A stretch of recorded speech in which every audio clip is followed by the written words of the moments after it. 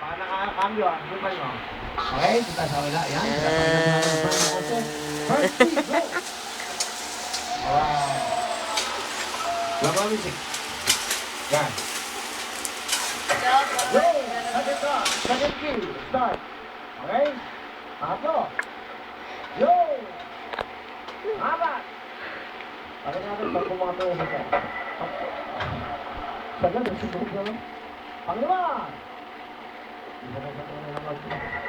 Okay. Pwede magkumbal mo,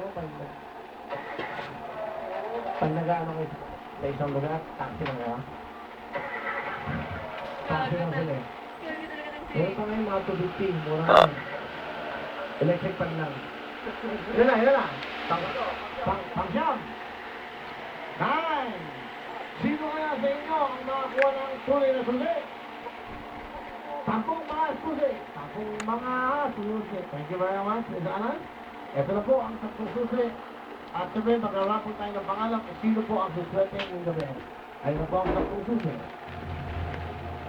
Good luck. Haluin natin.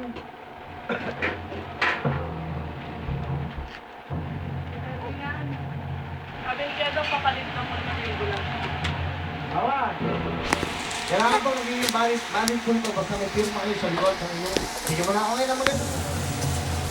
Ikaw ka naman. Ano pwede lang?